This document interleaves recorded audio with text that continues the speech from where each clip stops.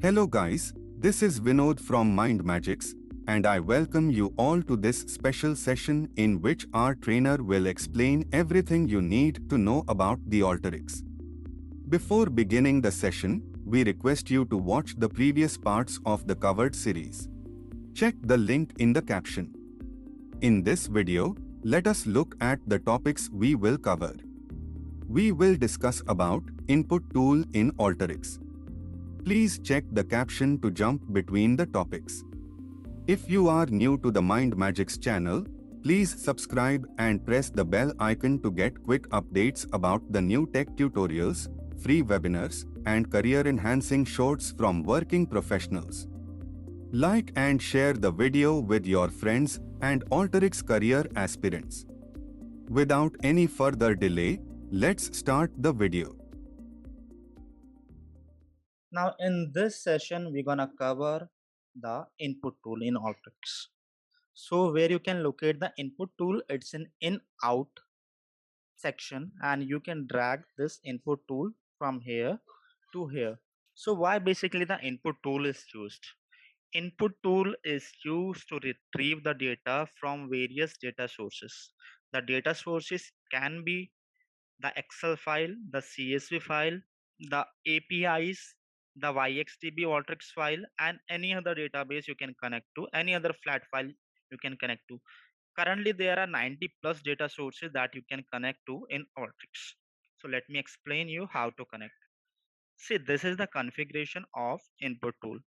Here you will select on the drop down and it will ask you to locate your file if you are connecting to a flat file. And in the case of database, we will connect a little bit differently. So let it load. See guys, AlterYX is a little heavy tool, so it might take some of the tools to load for 5 and 10 seconds, even more than that. So now the recent list has been loaded over here.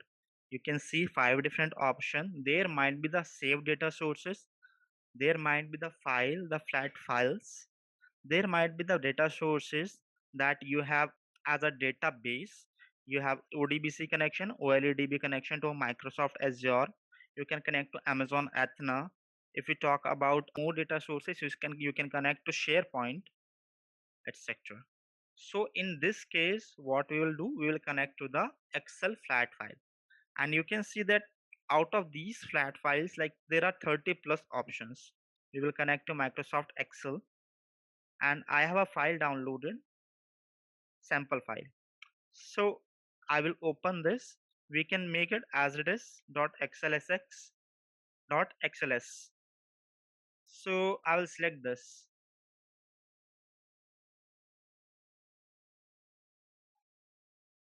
Now that I have selected the file, I will select the range of cells. See, this option might be different for different type of files. We are having sheet 1 in our sample file, and we will select the range. Let's suppose we select from A1 to C5. Import only the name of only the list of sheet name. It might also happen that you can only import the list of sheet name, that is sheet 1, sheet 2 and sheet 3. You can also select the named range option and click OK right now. Now have a look at this section on the left.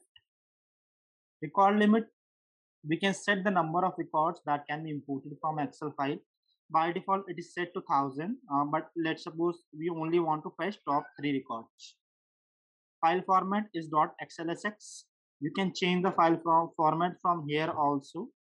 You can select any type of files, table or query. Okay. In the case of flat file, you will have the table. It is showing that sheet 1 A1 to C5 is kind of table that is being created in AlterYX. In case of database, you will have queries.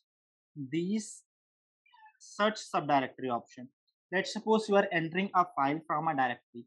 Do you want to search in subdirectories? So if yes, then check this box.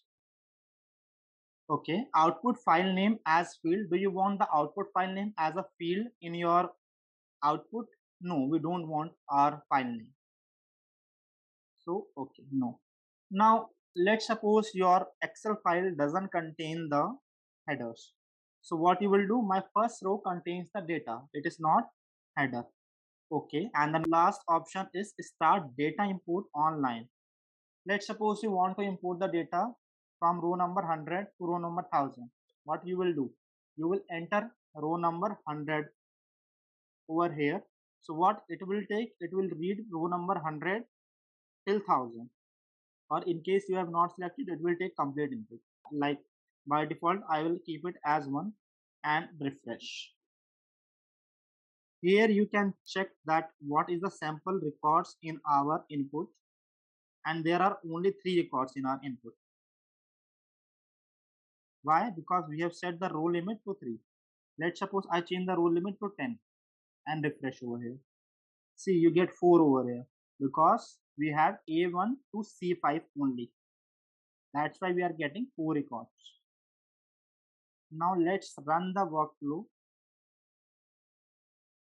and I have it's running, and I have a look over here. See, this is the output arrow. Every tool has output arrow, whether it is having the input arrow or not. It has output arrow. So the data that is returned after running this is these 4 records, and the metadata of these records can be checked from here. The type of columns that are being returned are row ID is double, order ID is string, and order date is date type of system. It is showing which file source you have taken. Now let us check this option. The first row contains data. We will check this option, and we will check this option also. Start data import at line number 2. We want to import line number 2, and we will check. We will change our sheet. So it is not selecting any range. It will import all of the records, and it will start data import at line 1. Have a look at here.